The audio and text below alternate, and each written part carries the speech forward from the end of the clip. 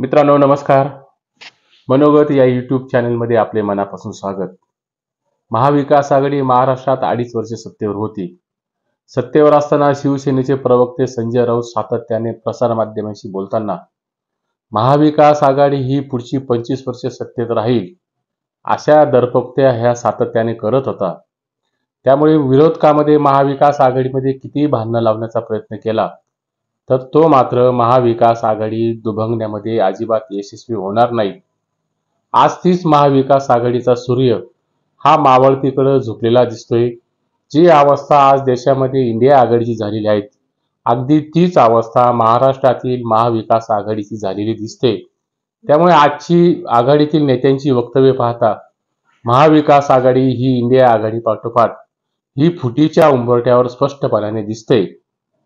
फक्त काय ती औपचारिकता ही आता मात्र या ठिकाणी बाकी राहिली आहे. आगामी महापालिका, नगरपालिका आणि जिल्हा परिषद पंचायत समितींच्या निवडणुका ह्या शिवसेना स्वबळावर लढणार असा सूर काल परवा संजय राऊतांनी हा लावला.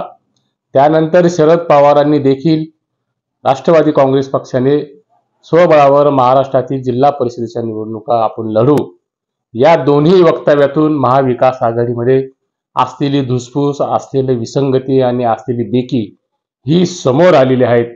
त्यामुळे महाविकास आघाडीमध्ये आज तरी बेकी निर्माण झाल्याचं स्पष्टपणाने चित्र महाराष्ट्राच्या राजकारणामध्ये दिसतंय. कुठलीही समान विचारधारा नसलेली मंडळी जेव्हा राजकीय सौदेबाजीतून एकत्र येतात तेव्हा नियती ही अंतिमता उद्ध्वस्त नेण्याकडे नियतीचा कल असतो आणि नियतीचा हा न्याय देखील असतो. हे मात्र महाविकास आघाडीच्या बाबतीत हे लक्षात घेण्यासारखं आहे. विधानसभेच्या निवडणुका आटोपल्यानंतर महाविकास आघाडीमध्ये परस्परांना दोष देण्याची स्पर्धा लागली आहे.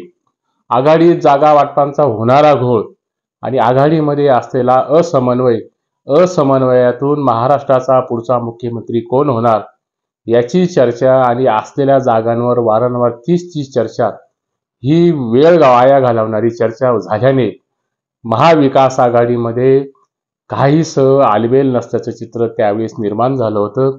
आणि हे घडवण्यामागे कोणाच तरी षडयंत्र असल्याचा आरोप देखील हा महाविकास आघाडीमधील काही नेत्यांनी हा परस्परांवर केला देखील होता.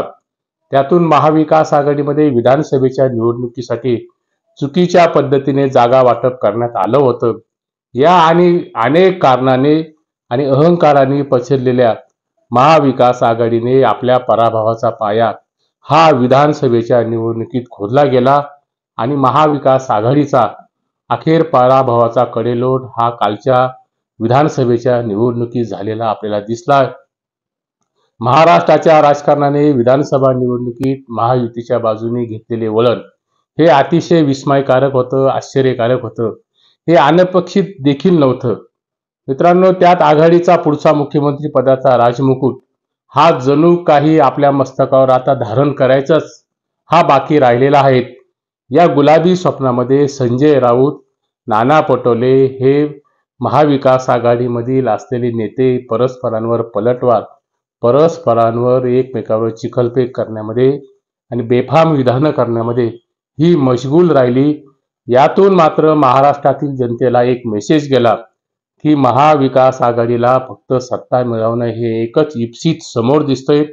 त्यातून अदानीवर सूड घेणं यामध्येच आणि सत्ता संपादनामध्येच महाविकास आघाडीला रस आहे असा नकारात्मक सूर हा महाराष्ट्रातील जनतेसमोर गेला आणि मतदारांनी अखेर तो नकारात्मक सूर हा मतपेटीतून व्यक्त केल्याने निवडणुकीमध्ये झिडकारलं.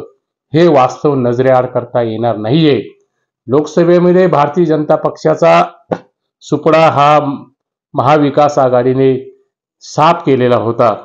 31 जागा ह्या महाविकास आघाडीने जिंकल्या होता आणि हाच लोकसभेचा निकालाचा ताळेबंद, जो ताळेबंद 225 विधानसभा मतदारसंघामध्ये महाविकास आघाडी ही आघाडीवर होती आणि महाराष्ट्रातील उद्याची विधानसभेची सत्ता ही हमखास आणि सहजगत्या ही महाविकास आघाडीच्या पदरामध्ये पडेल अशी शक्यता राजकीय वर्तुळामध्ये, राजकीय अभ्यासकांमध्ये वर्तवली जात होते.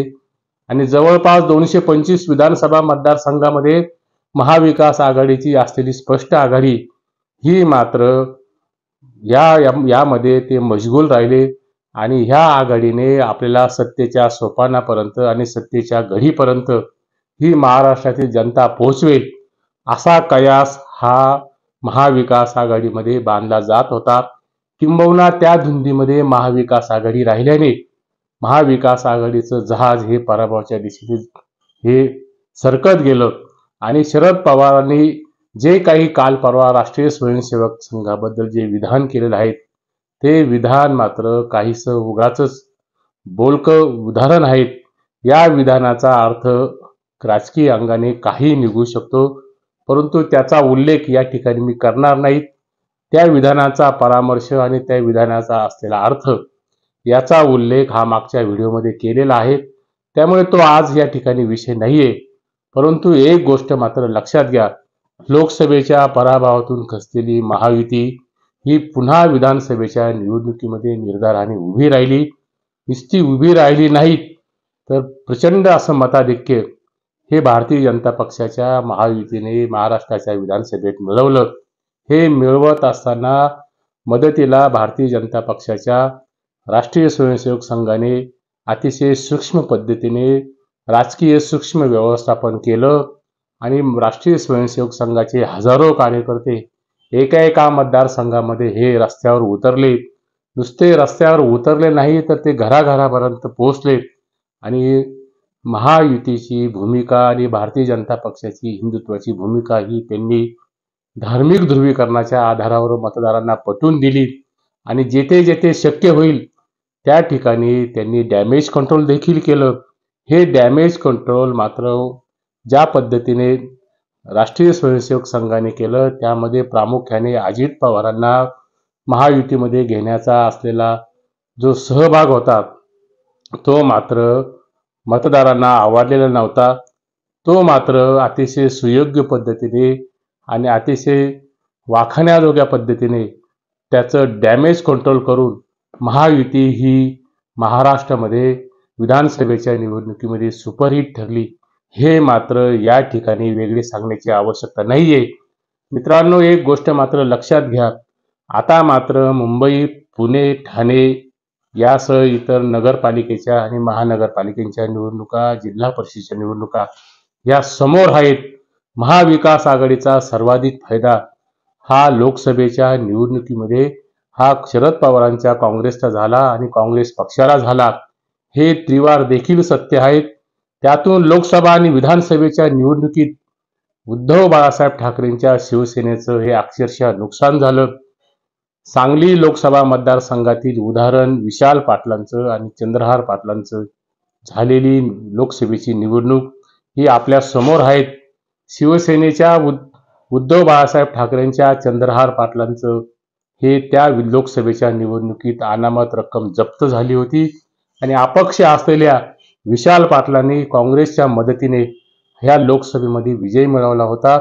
यातून मात्र अंतिमता नुकसान जर कोणाचं झालं असेल महाविकास आघाडीमध्ये तर ते उद्धव ठाकरेंच्या शिवसेनेचं नुकसान या ठिकाणी झालेलं आहे आणि महाविकास आघाडी ही उद्धव ठाकरेंच्या शिवसेनेसाठी ही स्लो पॉयझन ठरल्याची चर्चा आज महाराष्ट्राच्या शिवसैनिकांमध्ये मोठ्या प्रमाणावर चर्चिले जाते.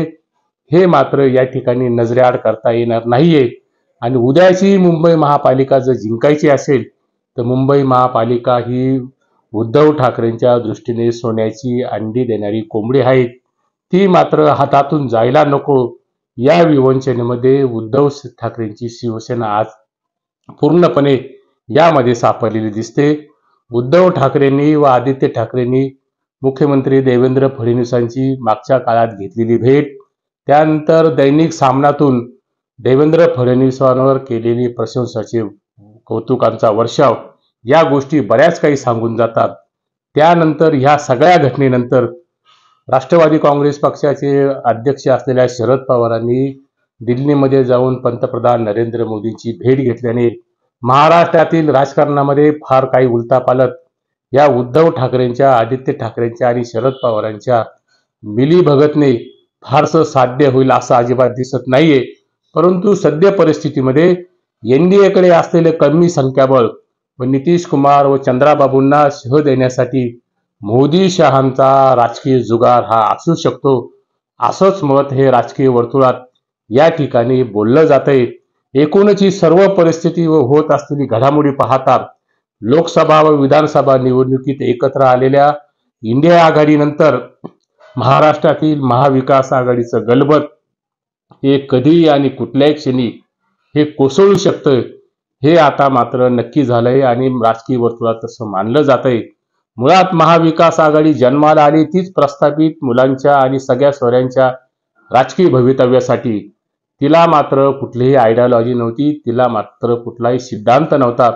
फक्त सत्तेच्या स्वार्थासाठी ही महाविकास आघाडी अस्तित्वात आली होती.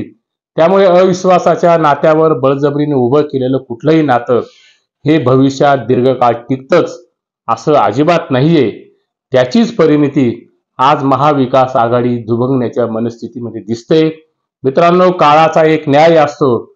जनतेने 2019च्या विधानसभा निवडणुकीत जनादेश हा महाविकास आघाडीच्या विरोधात दिला असताना देखील महाविकास आघाडीने ओढून ताडून हे महाराष्ट्रामध्ये सरकार बनवलं. खरं म्हणजे जनादेश नसताना बनवलेला सरकार हे मात्र जनतेच्या मतांवर टाकलेला दरोडा होता. हे मात्र या ठिकाणी लक्षात घ्या. नियती ही निष्ठुर असते आणि त्याची नोंद ही नियती घेत असते आणि भविष्यात नियती त्याची पिसं काढतो आणि घेतलेल्या उधारीची परतफेड ही नियती मात्र सव्यास पद्धतीने करत असते. महाविकास आघाडीची आज झालेली अवस्था ही विसर्जित अवस्थेकडे महाविकास आघाडी झुकलेली दिसते. आता मात्र काय तेवढी घोषणा ही औपचारिक या ठिकाणी होण्याची बाकी राहिलेली दिसते. पुढील 25 वर्ष महाविकास आघाडी ही टिकून राहील असा सतत वाजणारा संजय राऊतांचा सकाळच्या भोंग्याला आणि उद्धव बाळासाहेब ठाकरेंच्या सेनेला अखेर 2.5 वर्षाच्या सत्तेच्या अनैसर्गिक मोहातून मोठी आणि जबर किंमत ही कालच्या विधानसभेच्या निवडणुकीत आणि लोकसभेच्या निवडणुकीत मोजावी लागली. त्यामध्ये असलेलं संख्याबळ हे पुरेसं बोलकं आहे आणि महाविकास आघाडी ही उद्धव बाळासाहेब ठाकरेंच्या शिवसेनेसाठी ही अखेर स्लो पॉइझन ठरली आहे. हे मात्र या ठिकाणी अजिबात वेगळे सांगण्याची आवश्यकता नाहीये. मित्रांनो, तुर्तास येथेच थांबतो. मकर संक्रांतीच्या शुभेच्छांसह नमस्कार.